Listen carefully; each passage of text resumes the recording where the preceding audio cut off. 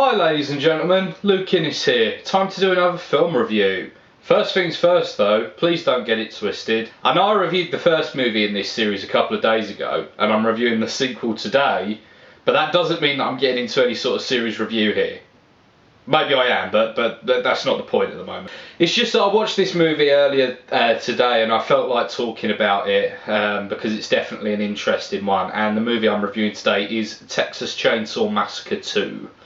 The film was indeed directed by Tobe Hooper, the director of the original, and it stars Dennis Hopper, Caroline Williams and Bill Moseley. The plot essentially follows up on the original Texas Chainsaw. This film obviously is set over a decade later.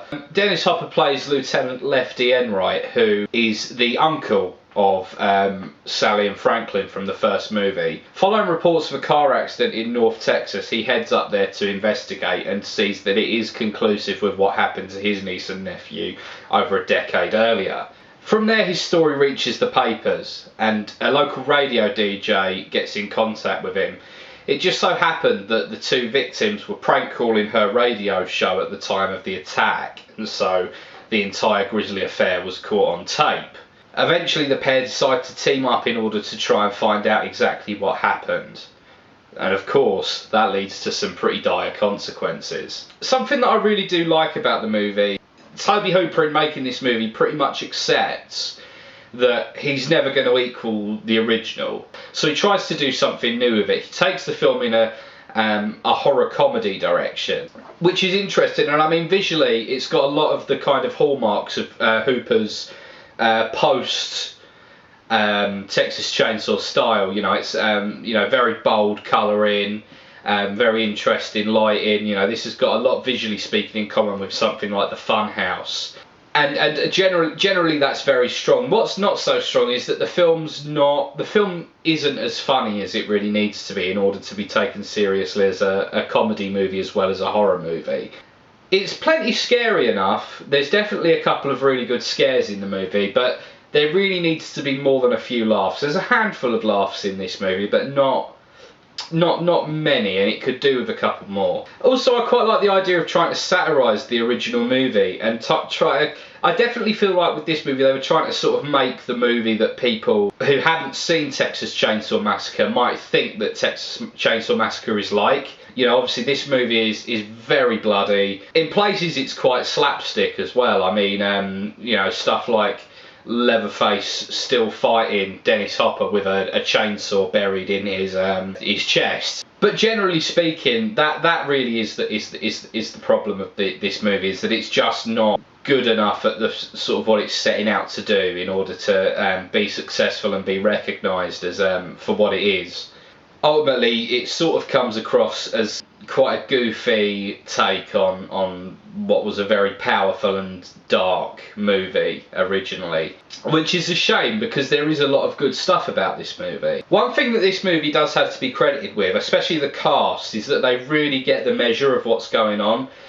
They do go all out in trying to get this kind of over-the-top, wacky black comedy feel to the movie. Obviously, you can always rely on Bill Moseley for a real scenery-chewing performance, but the likes of Dennis Hopper and Caroline Williams and even Bill Johnson as Leatherface really give it their all. Another big positive is that Tom Savini did the effects on this movie, and this was when he was at his peak. You know, this was like a year after Day of the Dead, and this is when he was really at the peak of his powers when it comes to creating really great special effects. So from a visual point of view, the film is really good. The bigger problem with the movie is A, that it's not funny enough to be a good horror comedy. That's an area that needed a lot of work.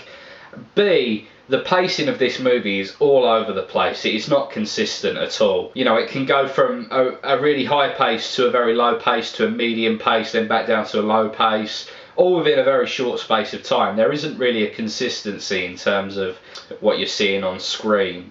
And the movie does feel a little bit disjointed because of that. On the whole, I do think that Texas Chainsaw 2 is possibly a little bit mistreated by the fans. I can totally see why people would have been disappointed by it at the time. It's definitely not the sort of movie that you would expect to follow up something like the Texas Chainsaw Massacre. I mean, Obviously, you know, there was always going to be changes. I mean, there was going to be a different cast. There's going to be a lot more money put into the movie, but this really isn't the sort of movie that you would expect this to be. So overall, I've got to say that whilst there's plenty of good on its side, there is also plenty of bad. This is a movie of real mixed results, this film, but overall I guess it's worthy of a 6 out of 10. I definitely think that this is a movie you should check out.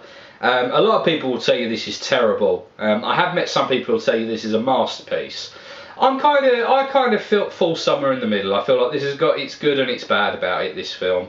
The trouble is that it's at real extremes as well, so the good stuff about it is great and the bad stuff about it is pretty terrible. But generally, like I say, this is one that really divides opinions, so all I can do is give my recommendation, and I'd say watch it with reservations, you know.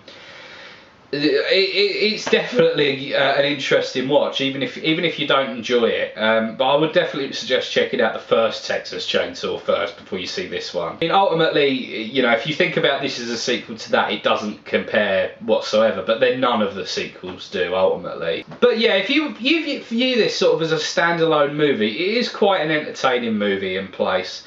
Like I say, I think 6 out of 10 is a reasonable score to give this movie. Thank you very much for watching. My name's Luke Innes. Make sure to like, comment and subscribe. Also, my podcast will be linked in the bottom. It's called Ironcast. If you're into music, then you need to check it out. It's fucking dope. Thanks very much for watching, ladies and gentlemen. I'll see you next time.